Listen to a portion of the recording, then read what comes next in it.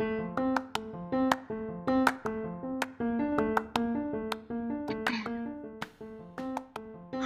Anika. How are you today? Hi, Anika. I'm good. Thanks for having me. It's my pleasure. So, I am very happy to have you on my show today, and I am pretty sure my audience is also really happy to have you on the show. So, before we begin, why don't you give like a quick introduction about yourself? Sure. I'm Melissa Hope. I am an author of the new release, Sea of Kings. This is a middle grade fantasy about two brothers on a quest to rescue their family from pirates. And it's got monsters, mystery, and a little bit of magic. I've been writing for, I think it's been about 10 years at least that I've been doing it consistently.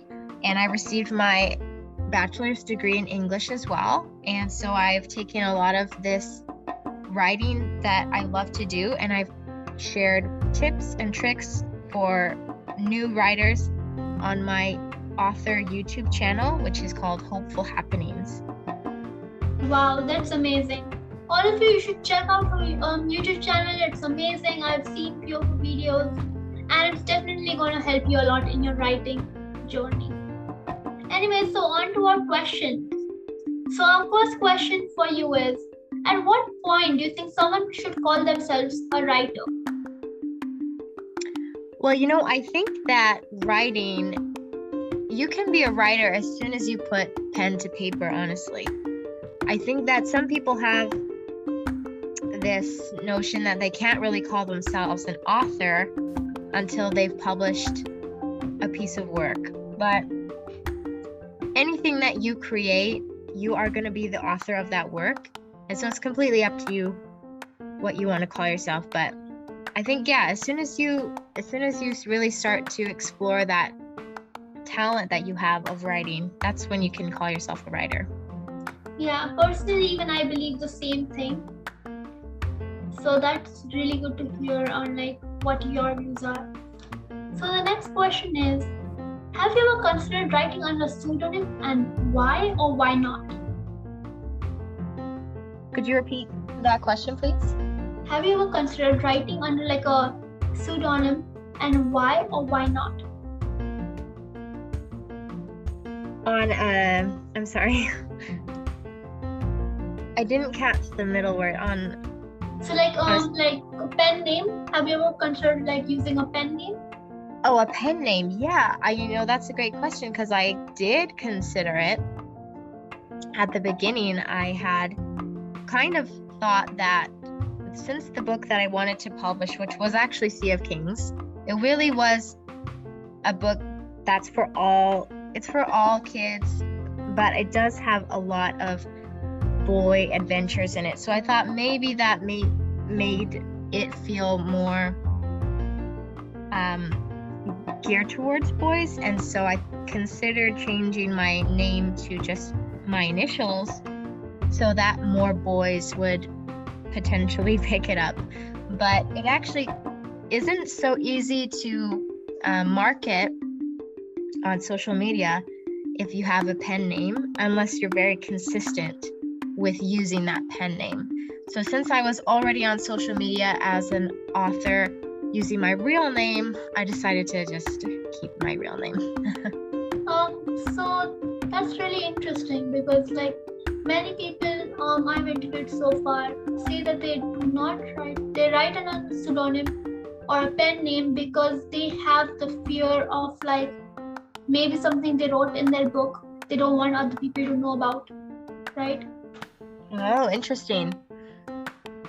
Yeah, I could see that. I mean, it's definitely a little bit of a barrier between your personal life and your professional life. If you have a pen name, people don't connect the two.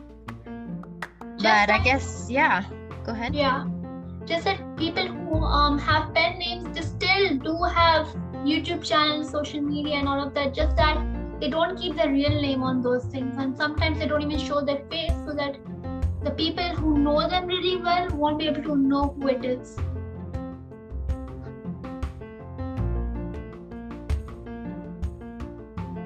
The pen name on my book, since I'd already marketed myself with using my real name. So if I'd been more consistent about it, I think I could have, but I don't mind using my real name. Yeah. So another question is that what is the most difficult part of your writing process? Well, I think it's going to be different for everybody, but for me, I do have a hard time writing the first draft. I think that it's so fun. I have such a great time writing the outline and like collaborating with other authors on the editing process and getting like feedback from beta readers. I always find that really fun and invigorating to edit, but first draft is always a little scary to me. It feels very daunting. So I think there's some really good parts about writing a first draft, but I do feel like that's maybe the hardest thing for me.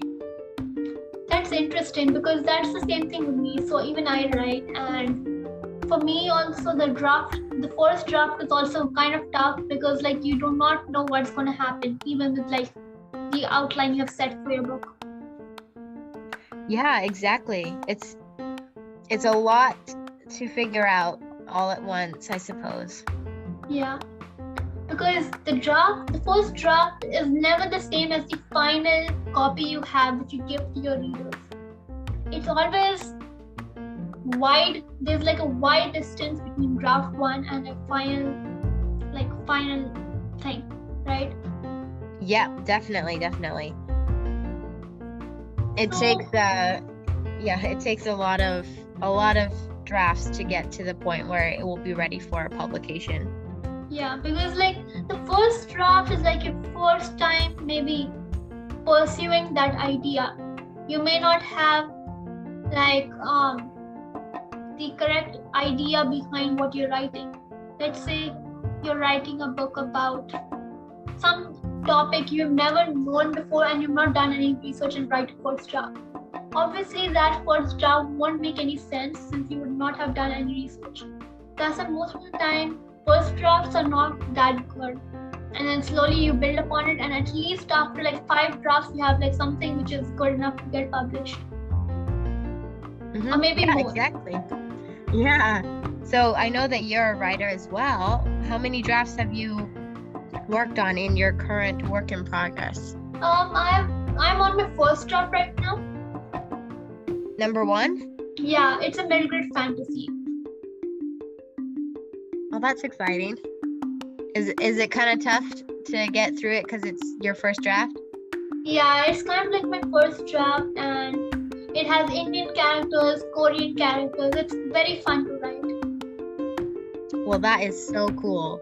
I can't wait to read it one day. Yeah.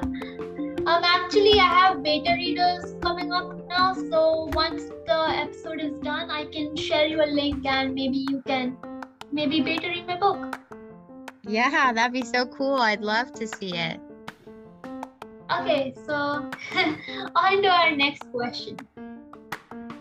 What advice would you give to a writer who's working on their first book? I think that a lot of us writers become impatient with the process because publishing can take a long time. It's a long time to write, it's a long time to edit, and then the actual, if you wanted to traditionally publish, you're going to potentially have years in the making of going and querying agents, and then those agents are going to take your book to publishers and you'll be on submission. That's what it's called when they submit your book to publishers and see if they want it. And then once a publisher picks it up and buys it, you still have to go through more editing and advertising, and that can take like a year to 2 years. So, it does take a long time, and I feel like patience is probably something that I would have liked to have learned when I was first starting out writing. I think just learn to be patient with the process and learn to be patient with yourself. You're not going to be your first draft isn't going to be a New York Times bestseller. You gotta work at it. You gotta improve your craft, and it's definitely a piece of art that takes time. That's wonderful feedback. That kind of advice is some advice which I think every young writer also should be following. So all young writers, young authors, everyone out there, you should definitely follow this advice if you want to. Yeah, so that's amazing. So one fun question is, if you could meet your characters, what would you say to them? Could you repeat that? Like, if you could meet your characters, what would you say to them? If I could meet my characters, it would be a little bit of a gong show, I tell you. I think that it would be so fun to maybe, I would like to talk to my main character, Noah, because he's really smart and he has so much in his head that goes on that he doesn't really like to share. So I think I would love to talk to him. And then other characters, it would be more fun to just hang out with them and go swimming or play a game, just kind of be around them, because they all have their different quirks and their different histories and family life. And it makes them feel so real when you can just write the character and just let it kind of write itself. So it'd be really cool to meet them, and especially my two brothers. I would love to interact with them and talk to them and play with them. I think it'd be really fun. Yeah, that would be amazing, because I guess every author has this dream, while writing the book, they want their book to be so good so that the characters actually feel like they're coming to life in front of the reader's eyes. Definitely. Go ahead. Because every character, if they do not come to life, then I guess the essence or magic of reading would kind of not be there. Yeah. And I think something that does make them come to life is giving them flaws. Because everybody has flaws, and so when you're writing your characters, don't forget to make them human in that way. Give them some great, amazing talents. The heroes can be, they can be fighting with magic and they can do so many cool things, but don't forget to make them human and giving them things that they're not so good at, or personality traits that are not so heroic, but that they're working on. That's what makes a heroine or hero, it differentiates them from the villain, is that they're always trying to be good, even if they're not perfect. Yeah. So there's this new thing I discovered recently, which is that heroes are not the only ones which are there in books. There's something called Shiro.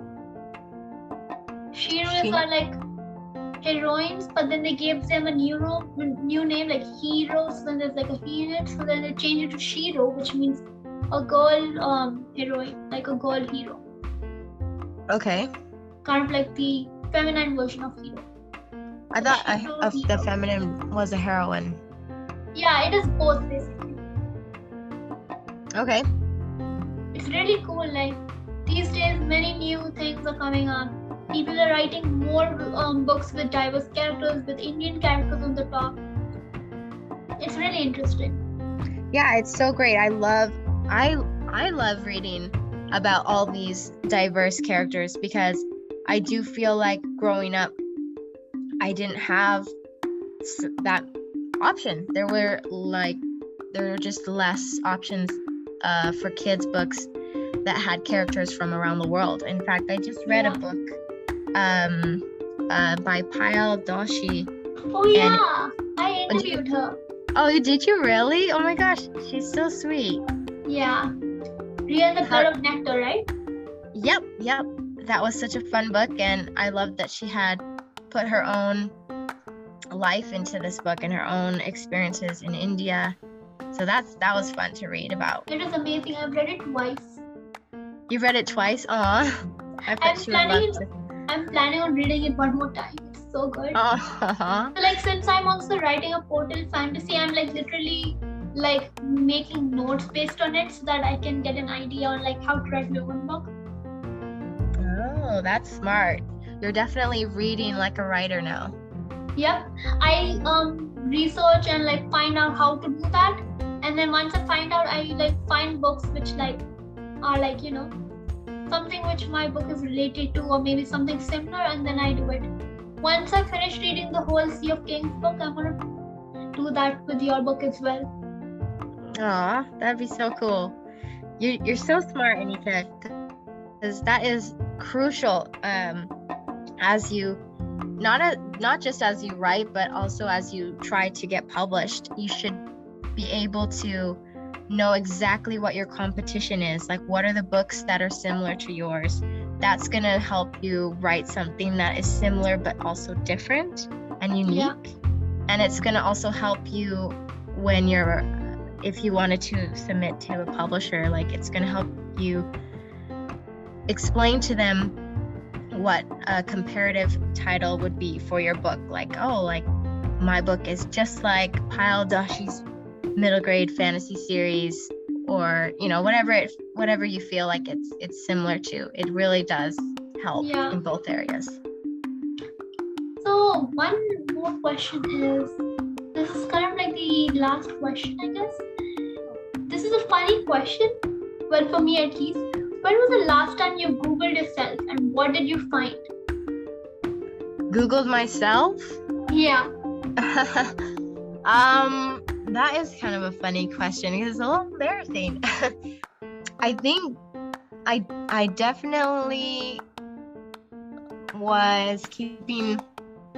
I wanted to keep my awareness of what people are seeing when they look up my name, because I do want them to find my website and I do want them to find my book, Sea of Kings. So I think I did, the last time I Googled myself, it was to see if I was coming up on the search high enough. Oh, cool. Yeah, I'm not really sure if I figured out like a great way to do it, except using keywords in my website to help people find the right book. But yeah, that's probably why. There's nothing really embarrassing or anything about me online, I hope. Yeah. For me also, like I always like Google myself. The last time I did it was yesterday. So whenever I type my name, all the stories I've written in the past, like on websites, or like the awards I've won, like the author of the year nominee thing on one of the websites, and those kind of stuff, I always like type my name and I always find something or the other. And since like my podcast has like over 2,000 views, it keeps coming in the search.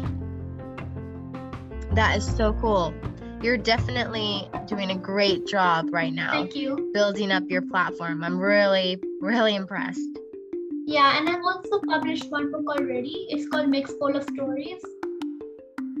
Oh, wow. I didn't know that. Yeah, it was published when I was 11 years old. What? Yeah. You're amazing. It was a short story collection, so it was really short. That's so cool. Can you get it on Amazon? Yeah, it's on Amazon Kindle and Amazon.